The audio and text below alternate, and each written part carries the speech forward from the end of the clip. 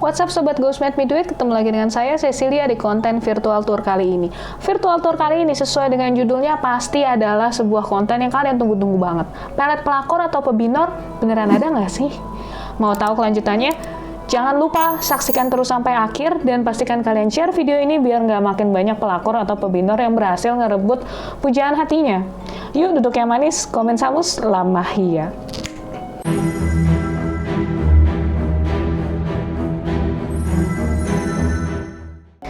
Nah, yang namanya pelakor atau pebinor itu stands for perebut laki orang atau perebut bini orang, atau bisa juga perebut pacar orang.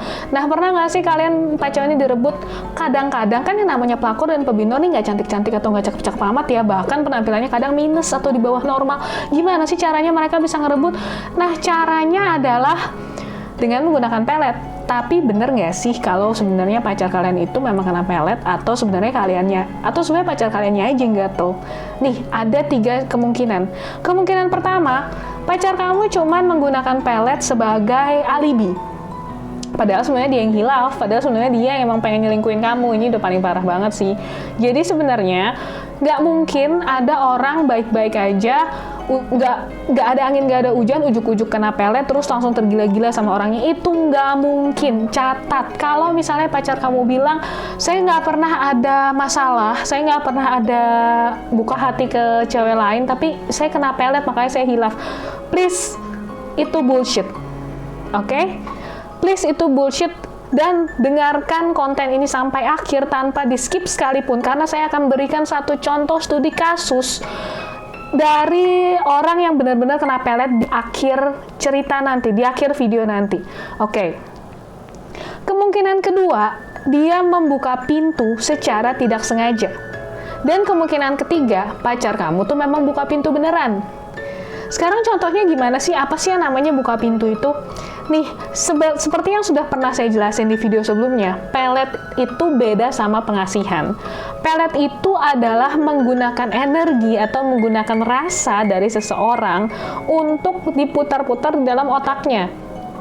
Contohnya begini, saya misalnya sama si Anu udah pernah kehujanan bareng sambil naik motor, terus dia pakein saya helm.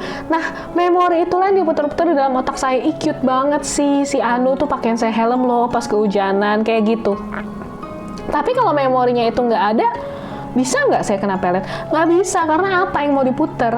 Apa yang mau diulang-ulang di dalam otak saya? Misalnya saya cuman ketemu sama anggota BTS. Saya cuman ketemu, saya hello di konsernya, terus tiba-tiba saya melet BTS. Bisa nggak? Nggak bisa, karena BTS-nya sendiri juga nggak inget, nggak punya kenangan memori indah dengan saya. Jadi sebenarnya pelet yang dibilang menggunakan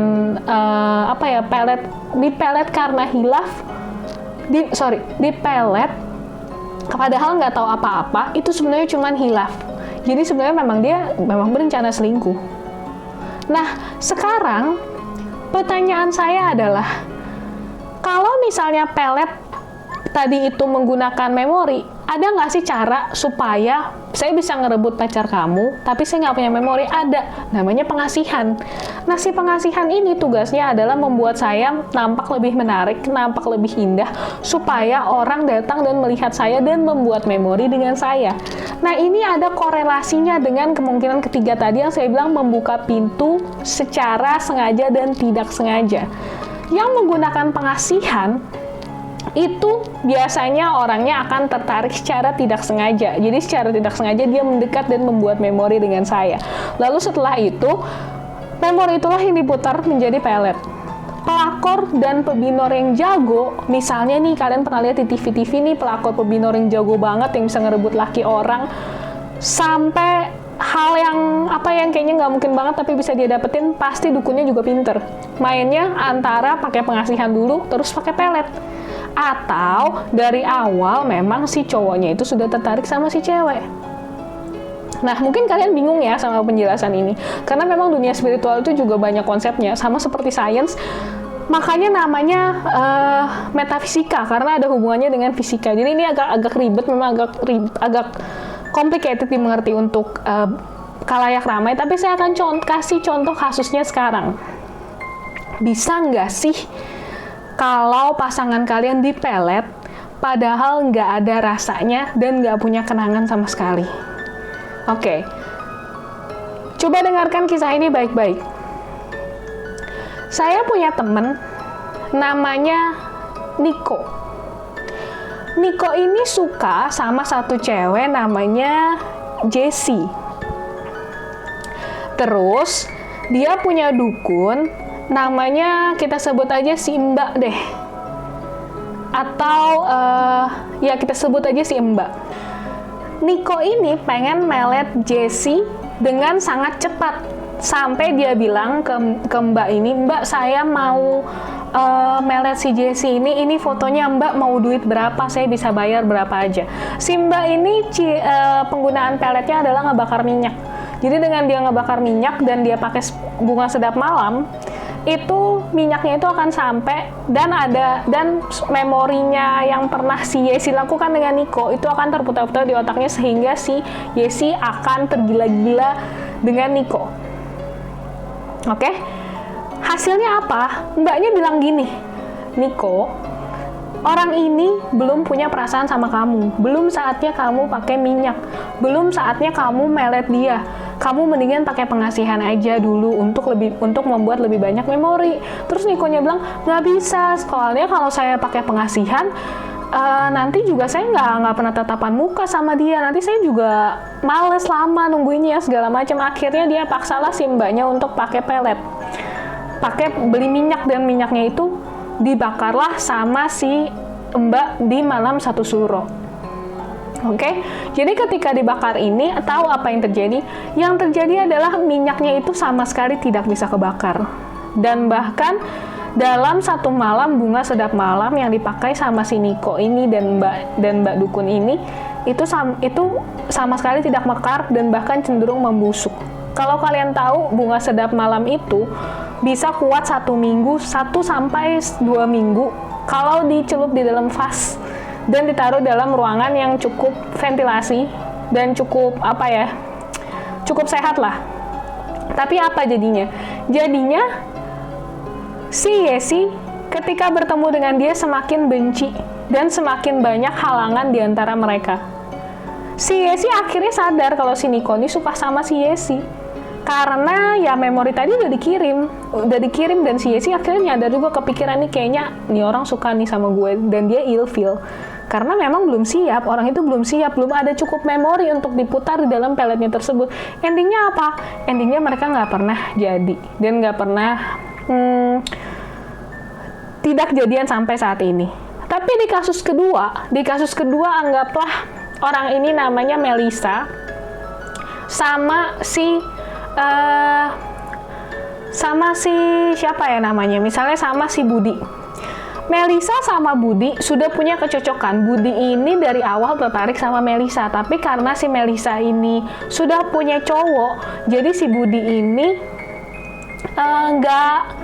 nggak bisa nembus perasaannya si Melissa. Si Budi ini datang ke si Mbak juga, dan si Mbak bilang, oke, Budi kamu pelet aja langsung, karena sebenarnya Melissa tuh juga udah ada perasaan sama kamu dan kalian udah punya cukup banyak memori karena kalian kerja bareng di satu kantor yang sama dan kalian udah menghasilkan begitu banyak banget kenangan yang cukup untuk diputer. Hasilnya apa? Budi beli minyaknya.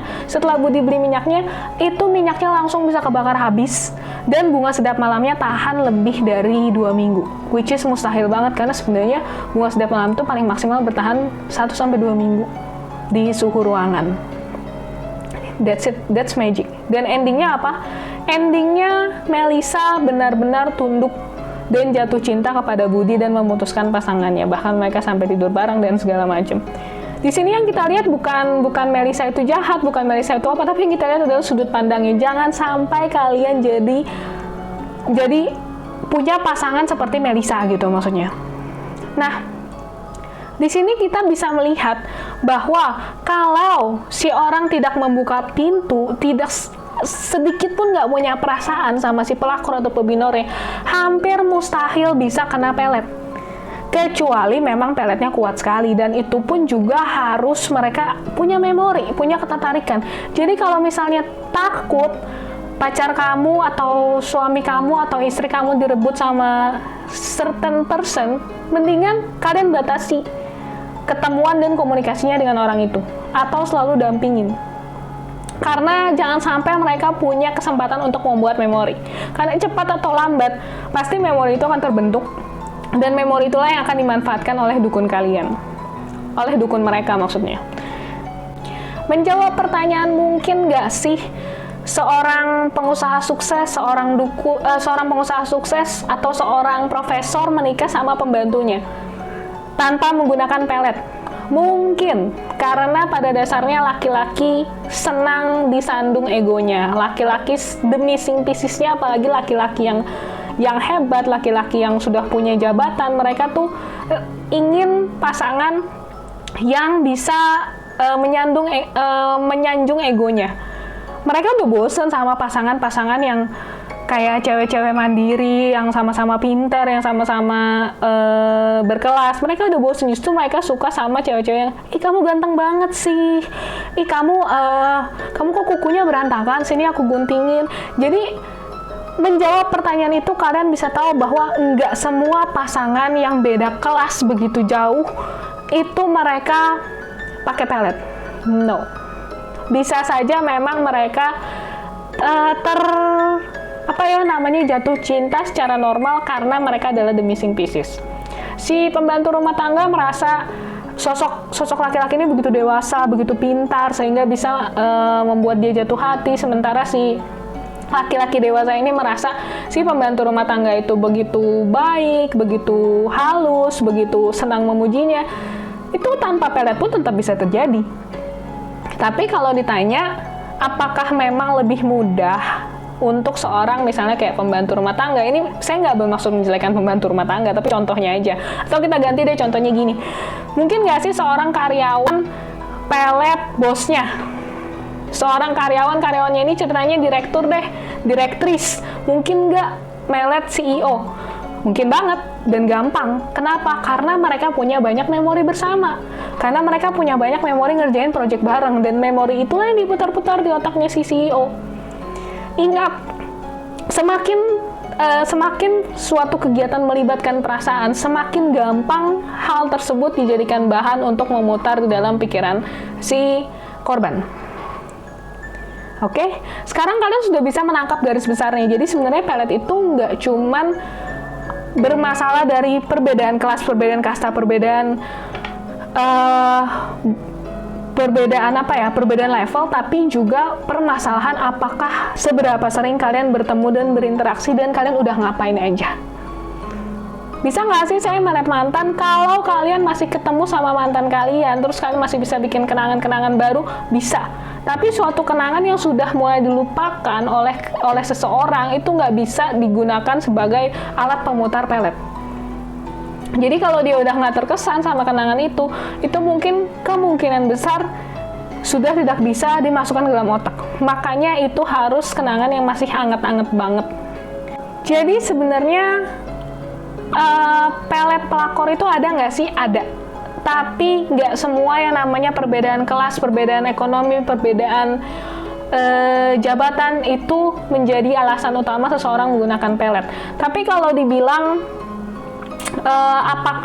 bagaimana caranya kita menghindari pelet adalah meminimalisir interaksi kita dengan mereka seminimal mungkin. Dan bahkan kalau misalnya ada teman kalian atau pasangan kalian sendiri bilang, saya sebenarnya nggak ngapa-ngapain loh sama dia, saya cuma hilaf aja, tiba-tiba saya kena pelet. Itu nggak mungkin banget. Percayakan kepada saya, itu nggak mungkin banget. Oke? Jadi kalau pasangan kalian bilang kayak gitu, girls, that's a red flag. Jadi mendingan kalau ada yang dipakai alasan saya nggak ngapa-ngapain aja, tapi saya kena pelet, makanya saya bisa jatuh cinta sama wanita itu, kayaknya udahan aja deh mendingan. Karena dari sudut pandang saya, mustahil ya ada orang bisa kena pelet, bisa nggak ngebuka pintu. Kalaupun pintunya kebuka nggak sengaja, tapi seenggaknya ya kalian berinteraksi sesering mungkin dong, karena kalian udah bikin kenangan, udah bikin banyak hal yang bisa diputar di pelet tersebut. Jadi hati-hati sama pasangan yang menggunakan alasan kena pelet, makanya saya selingkuh. jangan dipercaya. Tapi kalau dibilang pelet pelakor ada atau enggak, ada. So that's it. Saya rasa konten ini sangat bermanfaat buat teman-teman semua. Jangan lupa di-share. Dan kalau kalian memang ada pertanyaan, silahkan tanyakan di kolom komen. Saya bukan dukun, saya bukan Tuhan, saya bukan siapapun. Saya hanyalah orang yang kebetulan meneliti tentang hal-hal supranatural.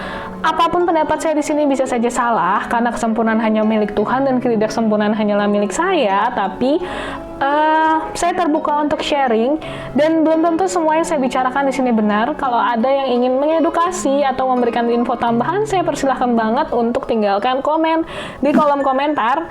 Dan saya rasa itu aja. Adios dan sampai jumpa di konten berikutnya.